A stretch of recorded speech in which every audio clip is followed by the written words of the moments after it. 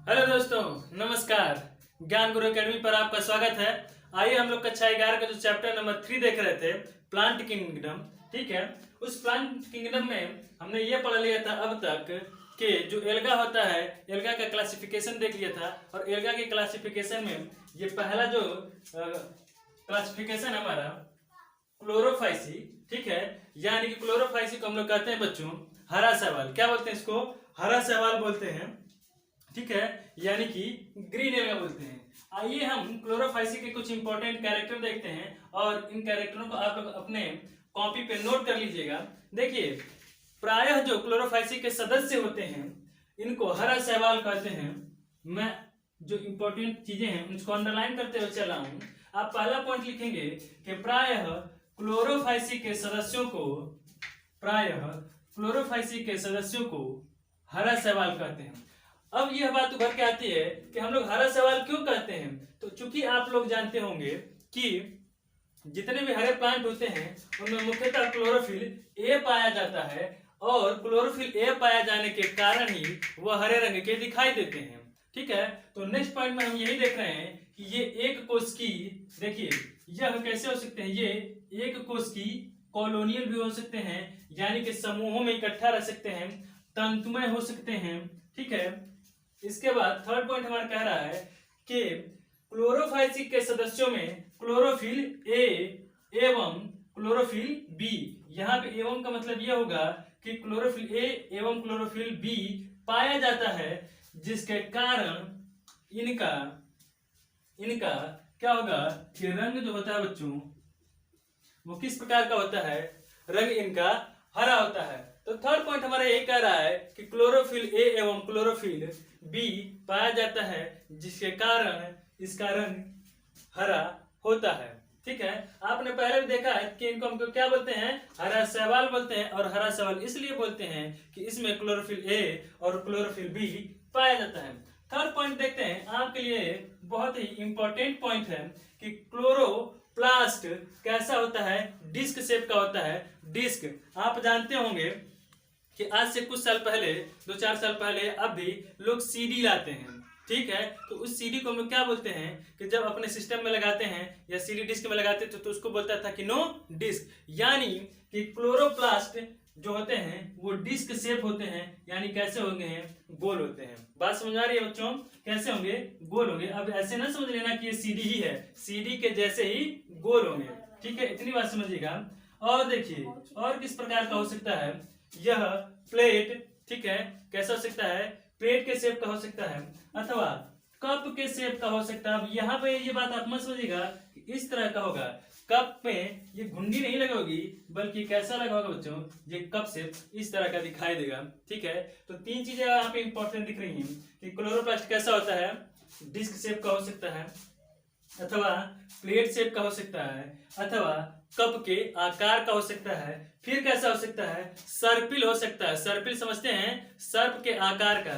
ठीक है, सर्पिल का मतलब होता है ये ऐसे घूमता हुआ आपको दिखाई देगा। ठीक है, यदि आप लोग बायो के स्टूडेंट हैं तो आप लोग जानते होंगे कि जो डीएनए होता है वो कैसा होता है, सीढ़ी नुमा, को सीढ़ी ऐसे है और आप उसको बाइंड कर देंगे तो वो रोटेट होगा, तो किस तरह का दिखेगा, सर्पिल आकार का या स्पाइरल रंग का दिखेगा। इतनी बात समझ आ रही है। नेक्स्ट इसके बाद क्या है, ये रिबन शेप का दिखेगा। कैसे दिखेगा, पहले के जमाने में क्या होता था कि जो लड़कियां होती थी वो अपने सर में 2-2 चोटियां बांधा करती थी, और चोटियों को जब वो बांधा करती थी बच्चों, तो कैसे बांधती थी, रिबन से बांधती थी, लाल फीते से बांधती थी। ठीक है, तो उनका फीता कैसा होता था, ऐसा टेप जैसा चौड़ा होता था। तो यहाँ पे जो क्लोरोप्लास्ट होगा वो कैसा हो सकता है, डिस्क के शेप का हो सकता है, प्लेट के रंग का हो सकता है, कप के आकार का हो सकता है, स्पाइरल यानी सर्पिल हो सकता है, ठीक है, रिबन शेप का हो सकता है, के आकार का पाया जाता है। ये पॉइंट जो होता है क्लोरोफाइसी के क्लासिफिकेशन में बहुत ही इंपॉर्टेंट होता है, और ये बात आपको याद ही रखनी है। चाहे आप इसको समझ के याद रखें, चाहे रट के याद रखें, मैं आपको रटने को तो नहीं कहूंगा, लेकिन ये बताऊंगा कि इन चीजों को जब आप बार बार पढ़ेंगे तो आपके मन और मस्तिष्क में पूरी तरह से बैठ जाएगा। पांचवा पॉइंट देखते हैं, पायरिनोइड स्टार्च पाया जाता है। स्टार्च कौन सा पाया जाएगा, तो पायरिनोइड टाइप का स्टार्च पाया जाता है। फिर छठे पॉइंट पर आइए बच्चों, तो हम ये देखते हैं कि हरे शैवाल में प्रायः कोशिका में एक कठोर भित्ति पाई जाती है। क्या होगा कि कोशिका में एक कठोर भित्ति पाई जाती है जिसकी भीतरी सतह किसकी बनी होती है, तो सेल्यूलोज की बनी होती है, और बाहरी सतह किसकी बनी होती है, पेक्टोज की बनी होती है। यह भी पॉइंट आपके लिए वेरी इंपॉर्टेंट पॉइंट है कि हरे शैवालों के जो कोशिका होते हैं बाहरी भित्ति किसकी बनी होती है, तो बच्चा आप लोग बता देना कि वो बनी होती है सेल्यूलोज की। और कोई पूछे कि जो इसकी अंतः भित्ति पाई जाती है या बनी होती है वो किस पदार्थ की बनी होती है, किस मटेरियल की बनी होती है, तो वो बनी होती है आपकी पेक्टोज की बनी होती है। इस तरह से क्लोरोफाइसी में जो आपकी किताब का क्लासिफिकेशन है उसमें आपने ये 5-6 इंपॉर्टेंट पॉइंट देख लिए हैं। ठीक है, आइए अब हम लोग देखते हैं इसका जनन। चलो बच्चों आओ देखते हैं हम लोग जनन। ठीक है, जनन इसमें मैं बता चुका हूं आपको कि 3 प्रकार का होगा। पहला होता है कायिक जनन, दूसरा होता है अलैंगिक जनन और तीसरा होता है लैंगिक जनन। यानी वेजिटेटिव रिप्रोडक्शन, एसेक्सुअल रिप्रोडक्शन और सेक्सुअल रिप्रोडक्शन 3 टाइप के हो गए। आप बात को याद रखिएगा। पहला होता है कायिक जनन। कायिक जनन कैसे बनेगा भैया, तो ये बनेगा तंतु के टूटने से, या हम इसको बोल सकते हैं बाय द फ्रेगमेंटेशन। ये कैसे बनेगा, ये जो वेजिटेटिव रिप्रोडक्शन होता है ये बनता है आपका बाय द फ्रेगमेंटेशन। ये किससे बनेगा, बाय द फ्रेगमेंटेशन। ये तंतुओं के टूटने से बनता है। दूसरा होता है अलैंगिक जनन, और अलैंगिक जो जनन होता है वो जू स्पोर से बनता है। किससे बनेगा बच्चों, वो जू स्पोर से बनेगा। इसमें क्या होते हैं कि जू स्पोर जो होते हैं, ठीक है, और जू स्पोर से क्या होता है कि आपका अलैंगिक जनन होता है।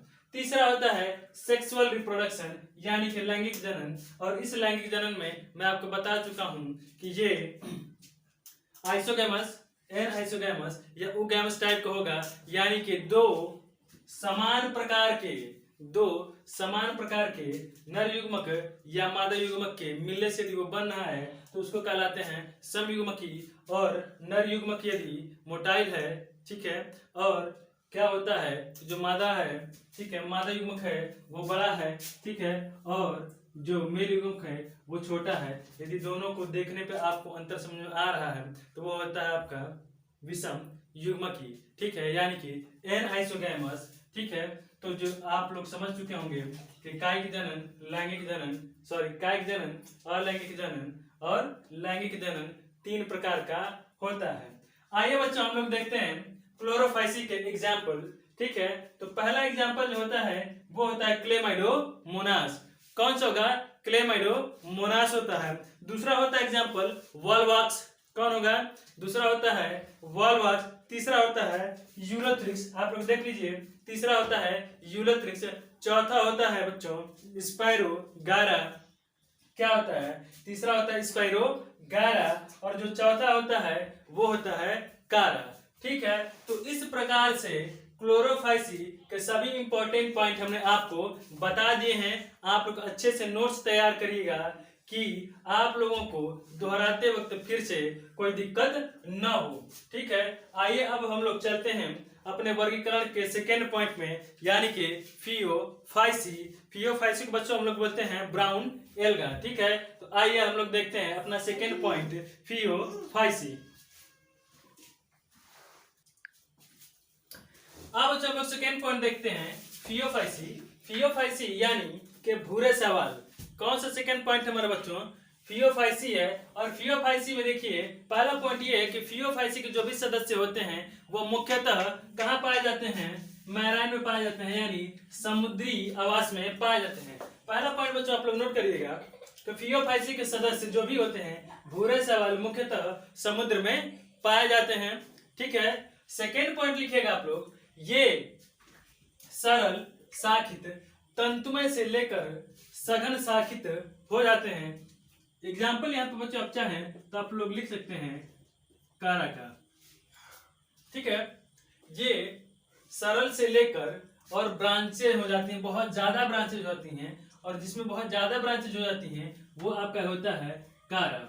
ठीक है, यानी कि ये सरल शाखित तंतुमय से लेकर सघन शाखित होते हैं, डेंस ब्रांचेज में पाए जाते हैं, यानी कि शाखाएं बहुत ही सघन हो जाती हैं, जिसका एक सिंपल सा एग्जांपल है कारा। थर्ड पॉइंट देखते हैं, इनमें क्लोरोफिल ए तथा क्लोरोफिल सी दोनों पाए जाते हैं, जबकि आपने अभी फियोफाइसी में देखा था, ठीक है, सॉरी, आपने अभी हरे सवाल में देखा था यानी क्लोरोफाइसी में देखा था कि वहां पे क्लोरोफिल ए और क्लोरोफिल बी पाए जा रहे थे। ये एक मेजर डिफरेंस है बच्चों, ये एक मेजर डिफरेंस है, ठीक है, कि इनके क्लोरोफिल में क्लोरोफिल ए और क्लोरोफिल सी पाए जाते हैं। इसके साथ साथ बच्चों कैरोटीनॉइड और जैंथोफिल पाए जाते हैं। क्या पाए जाएंगे बच्चे? कैरोटीनॉइड और जैंथोफिल पाए जाएंगे, जो कि वर्णीय लवक के तरह काम करते हैं। कि जैंथोफिल और कैरोटीनॉइड की वजह से ये जो भी शैवाल आपको दिखाई देते हैं, ये शैवाल हरे ना होकर भूरे रंग के होते हैं, और उनका हरा ना होना यानी कि भूरा होना कैरोटीनॉइड और जैंथोफिल पे डिपेंड करता है, यानी कि कैरोटीनॉइड और जैंथोफिल पर निर्भर करता है। आई होप कि आप ये बातें समझ में आ रही होंगी। आप लोग सोच रहे होंगे कि सर ये भूरे सवाल क्यों हैं, तो बिल्कुल आप समझ लीजिए कि इनमें क्लोरोफिल ए के साथ साथ क्लोरोफिल सी और कैरोटीनॉइड और जैंथोफिल पाए जाएंगे, जिसकी वजह से बच्चे ये भूरा सवाल हो जाता है, ठीक है, यानी कि हरा आपको दिखाई नहीं देता है। थर्ड पॉइंट देखते हैं कि इनमें भोजन के रूप में कार्बोहाइड्रेट संचित होता है। क्या पाया जाता है बच्चों? कार्बोहाइड्रेट होता है, ठीक है, और कार्बोहाइड्रेट के साथ साथ इसमें लैमिनारिस और मैनिटॉल भी पाया जाता है। ये दोनों पॉइंट आपके लिए बहुत इंपॉर्टेंट है, लिख लीजिए। इनमें भोजन के रूप में कार्बोहाइड्रेट संचित होता है एवं इनमें लैमिनारिस अथवा मैनिटॉल पाया जाता है। थर्ड पॉइंट की बात करें तो कायिक जो कोशिका होती है, इसकी जो कोशिका होती है वो बनी होती है आपकी सेलुलोज की। किसकी बनी होगी? सेलुलोज की बनी होती है। अभी आपने देखा था बच्चों क्लोरोफाइसी में कि क्लोरोफाइसी में जो कोशिका बनी हुई थी वो सेलुलोज की बनी थी, और किसकी बनी थी? पेक्टोज की बनी हुई थी, ठीक है। यहाँ पे जो कायिक कोशिका बनी होगी वो बनी होगी आपकी सेलुलोज की भित्ति बनी होती है। 6 पॉइंट पे आते हैं कि कायिक जनन कैसे होता है बच्चों? तो ये होता है विखंडन विधि द्वारा। कायिक जनन कैसे होगा? विखंडन विधि के द्वारा होगा। कायिक जनन कैसे होगा? विखंडन विधि के द्वारा होगा। किसमें होगा? फियोफाइसी में होगा, ब्राउन एल्गा में होगा, ठीक है। और नेक्स्ट बात पर करें 7वें पॉइंट की कि लैंगिक जनन। लैंगिक जनन में हम आपको पहले ही बता चुके हैं कि आइसोगैमस और एन आइसोगैमस टाइप के गैमीट होते हैं जो आपस में फ्यूज होते हैं, संलयित होते हैं, और उनके आपस में फ्यूज होने के बाद जो भी प्रक्रिया होती है वो लैंगिक जनन कहलाती है, ठीक है। इसके उदाहरण देख लीजिए। फियोफाइसी के मेंबर जो हैं कौन कौन से हैं? तो पहला है बच्चों एक्टोकार्प। पहला कौन सा है? एक्टोकार्प। दूसरा है डिक्टियोला। दूसरा है डिक्टियोला। तीसरा है लैमिनेरिया। तीसरा कौन सा है? लैमिनेरिया है। और चौथा है सार्गासम तथा फ्यूकस। ये सारे पॉइंट आप लोग अपने कॉपी पे अच्छे इस प्रकार से नोट कर लीजिएगा और नोट्स को बनाते चलिएगा, ठीक है। आइए अब हम लोग थर्ड देखते हैं, रोडोफाइसी यानी कि रेड एल्गा, लाल शैवाल। आइए बच्चों हम लोग देखते हैं थर्ड पार्ट यानी कि वर्गीकरण का तीसरा जो भाग है हमारा रोडोफाइसी, जिसको हम लोग बोलते हैं बेटा लाल शैवाल, ठीक है। क्या बोलते हैं? लाल शैवाल, रोडोफाइसी यानी कि रेड एल्गी, लाल शैवाल। और लाल शैवाल की पहली बात ये है बच्चों कि ये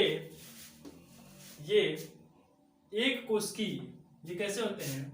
ये एक कोशिकी, ठीक है, कॉलोनियल मंजियारी, कॉलोनी में भी हो सकते हैं, समूह में भी हो सकते हैं, तंतुमय होते हैं। तो लिख लीजिएगा ये एक कोशिकी कामा कॉलोनियल कामा तंतुमय होते हैं। सेकेंड पॉइंट हमारा ये कहता है कि इनमें लाल वर्णक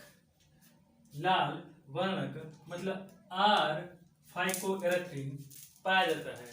आर फाइकोएरिथ्रिन पाया जाता है। ये आपके लिए बहुत ही इंपॉर्टेंट है और आपसे ये चीज पूछी जाती है कि लाल एल्गा लाल क्यों होता है? तो आप सिंपल से जवाब देंगे क्योंकि सर इसमें लाल वर्णक R-फाइकोएरिथ्रिन पाया जाता है, इसलिए यह लाल होता है, लाल दिखाई देता है, जिसकी वजह से हम लोग कहते हैं कि ये लाल शैवाल है, यानी कि रोडोफाइसी है। कंप्लीट। थर्ड पॉइंट में आते हैं, देखते हैं इनमें फ्लोरिडियन स्टार्च भोजन के रूप में मौजूद रहता है, उपस्थित रहता है। थर्ड पॉइंट हमारा यही कह रहा है कि इनमें फ्लोरिडियन स्टार्च भोजन के रूप में पाए जाते हैं। ठीक है। चौथा पॉइंट ये कहता है कि इनमें कायिक जनन किस विधि के द्वारा होता है, तो भैया ये होता है हमारा विखंडन विधि के द्वारा होता है। चौथा पॉइंट बहुत इंपॉर्टेंट है, या तो पूछ रहा है कि कायिक जनन किस विधि द्वारा होगा, तो कायिक विधि बच्चों हमारा विखंडन विधि द्वारा होता है। नेक्स्ट पॉइंट होता है अलैंगिक जनन, और अलैंगिक जनन जो होता है अचल स्पोर द्वारा होता है। अचल ऐसे स्पोर जो मोटाइल नहीं है, घूमते फिरते नहीं है, एक जगह रहते हैं, यदि वैसे स्पोर द्वारा होगा तो हम लोग बोलते हैं बच्चों अलैंगिक जनन, यानी क्या बोलते हैं एसेक्सुअल रिप्रोडक्शन, और एसेक्सुअल रिप्रोडक्शन में ये अचल स्पोर द्वारा होता है। ठीक है। छठवां पॉइंट हमारा है कि लैंगिक जनन, यानी कि सेक्सुअल रिप्रोडक्शन जो होता है रोडोफाइसी में वो अचल युग्मकों द्वारा होता है। इस बात को आप लोग याद रखिएगा, यहाँ हो रहा है स्पोर के द्वारा और यहाँ हो रहा है आपका गैमीट्स के द्वारा, यानी युग्मकों के द्वारा हो रहा है। ठीक है। और इसके कुछ उदाहरण हैं, यानी कि रोडोफाइसी के जो मेंबर हैं, जो सदस्य हैं, उनके नाम क्या हैं। तो पहला होता है पोलोसाइफोनिया, क्या होता है पॉलीसाइफोनिया होता है। ठीक है, पॉलीसाइफोनिया होता है। दूसरा होता है ग्रेसिलेरिया, दूसरा बच्चों होता है ग्रेसिलेरिया। तीसरा होता है पोरफायरा, फिर होता है जिलेडियम। चार एग्जाम्पल आपके लिए बहुत इंपॉर्टेंट है। पहला आता है पॉलीसाइफोनिया, दूसरा होता है बच्चों लिख लीजिएगा पोरफायरा, जिलेडियम और ग्रेसिलेरिया। ये आपके बहुत ही इंपॉर्टेंट एग्जाम्पल होते हैं, और एग्जाम्पल ये आपसे पूछे जाते हैं कि जैसे मान लीजिए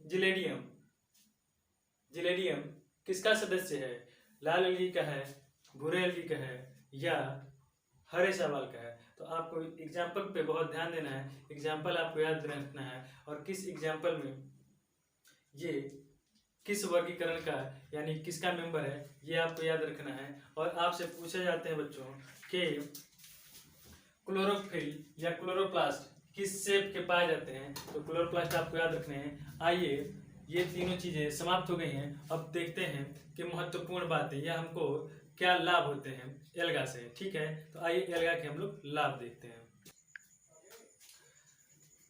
आगे बढ़ते हैं बच्चे अपने सिलेबस की तरफ और देखते हैं कुछ महत्वपूर्ण सवाल जिससे हमको आर्थिक लाभ होता है। ठीक है, तो आइए देखते हैं फर्स्ट पॉइंट। समुद्री शैवाल की 70% जो भी प्रजातियां होती हैं, उन प्रजातियों में सबसे ज्यादा पोरफायरा, लैमिनेरिया और सारगासम पाए जाते हैं। कौन से पाए जाएंगे? पोरफायरा, लैमिनेरिया, ठीक है, तथा सारगासम। एक बात हमारा आपको बता दें कि जो आयोडीन एक्सट्रैक्ट की जाती है, जो आयोडीन हम लोग अपने नमक में मिलाते हैं, वो इस लैमिनेरिया से प्राप्त की जाती है। किससे प्राप्त की जाती है बच्चों? लैमिनेरिया से प्राप्त की जाती है। यह भी आपसे पूछा जाता है कि लैमिनेरिया जो है किस सदस्य का, किस वर्गीकरण में किसका सदस्य है? तो ये है आपके ब्राउन एल्गा, और ब्राउन एल्गा से ही आपका आयोडीन एक्सट्रैक्ट किया जाता है, प्राप्त किया जाता है। ठीक है, तो आप ये इस बात को समझ गए कि समुद्री शैवाल में जो भी 70% प्रजातियां होती हैं, उन 70% में सबसे ज्यादा पोरफायरा, लैमिनेरिया और सारगासम की मात्रा होती है। सेकेंड पॉइंट जो पूछा जाता है, ये कभी कभी आपसे कॉम्पिटिटिव एग्जाम में भी पूछ लिया जाता है कि जो आपसे कार्बन डाइऑक्साइड जितनी भी ज्यादा मात्रा में उपस्थित है, उसका सबसे ज्यादा उपयोग कहाँ होता है या सबसे ज्यादा अवशोषण कहाँ होता है? तो जो वातावरण में हमारी कार्बन डाइऑक्साइड यानी कि CO2 जो अवेलेबल है, जो उपस्थित है, उसका अधिक से अधिक जो मात्रा होती है वो समुद्रों में शैवालों द्वारा संश्लेषण के माध्यम से, प्रकाश संश्लेषण के माध्यम से अवशोषित कर ली जाती है। ठीक है, आप ये मत समझिए कि सर बहुत सारे पेड़ पौधे हम लोग फसल उगाते हैं, ये सारी चीज़ें हमारे कार्बन डाइऑक्साइड का अवशोषण करती हैं। बिल्कुल करती हैं, लेकिन बहुत ही कम मात्रा में, 2 से 3% ये अवशोषण करती हैं।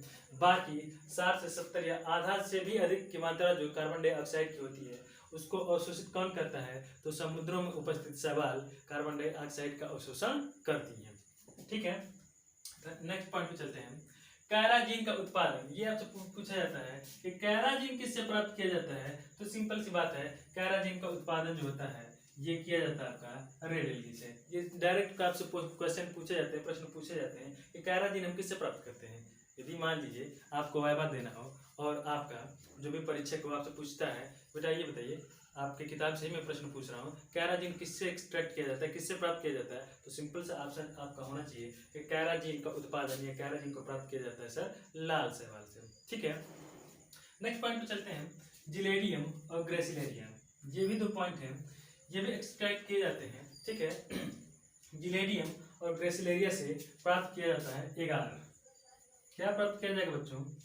एगार प्राप्त किया जाता है। किससे प्राप्त किया जाएगा? जिलेडियम और ग्रेसिलेरिया से पाया जाता है। और इस एगार का उपयोग कहाँ करते हैं? तो इस एगार का उपयोग हम लोग करते हैं सूक्ष्म जीवियों के संवर्धन में, सूक्ष्म जीवों के कल्चरिंग में, सूक्ष्म जीवों के संवर्धन में। और इसका कहाँ उपयोग हम करते हैं? तो और इसका उपयोग हम करते हैं आइसक्रीम बनाने में। आइसक्रीम बहुत अच्छी लगती है आप लोगों को खाने में। ठीक है, लेकिन कोरोना के दौर में आइसक्रीम से थोड़ा सा बचिएगा, क्योंकि सर्दी जुकाम बुखार ना हो, तबीयत खराब आपकी न हो।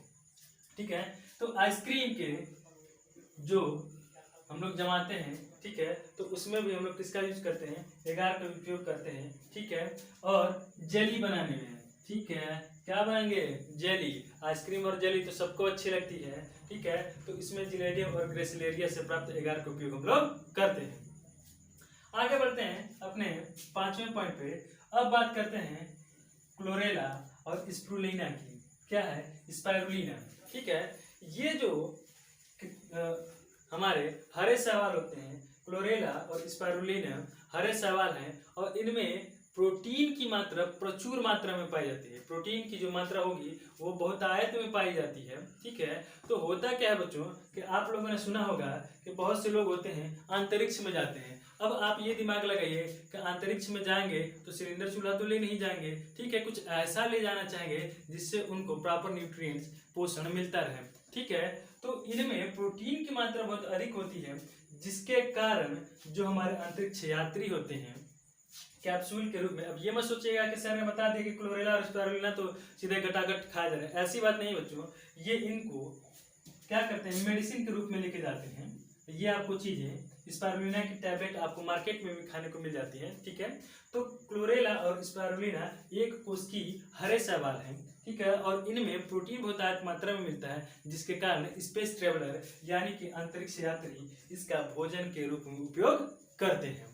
ठीक है, आई होप कि ये सारी चीजें आपको समझ में आ गई होंगी। और फिर भी यदि आपको कोई डाउट हो तो कमेंट सेक्शन में आप कमेंट करिए। कमेंट के माध्यम से जो भी आपको बातें समझ में नहीं आ रही है हमसे पूछ लीजिए। और अभी आप तक हमारे चैनल को लाइक नहीं किया, सब्सक्राइब नहीं किया तो लाइक कर दीजिए, सब्सक्राइब कर दीजिए और अपने दोस्तों के साथ शेयर कर दीजिए, क्योंकि इस चैनल पर आपके नोट्स अच्छी तरह से बनवाए जाते हैं। और क्लास 11 और 12 के जो भी बायोलॉजी के चैप्टर हैं पूरे कायदे से बनवाए जाएंगे कि आपको बोर्ड एग्जाम में कोई दिक्कत न हो पाए। ठीक है, अब जब हम लोग नेक्स्ट टॉपिक पर आएंगे या अगले दिन आएंगे तो बच्चों हमारा जो टॉपिक होगा वो होगा ब्रायोफाइटा। ठीक है, क्या पढ़ेंगे हम लोग? ब्रायोफाइटा पढ़ेंगे। ब्रायोफाइटा के सामान्य लक्षण पढ़ेंगे, उनका वर्गीकरण पढ़ेंगे। बारी बारी से ये लोग पढ़ते रहेंगे, ये सारी चीजें पढ़ते रहेंगे। ठीक है, आज की क्लास यहीं तक, तब तक के लिए धन्यवाद।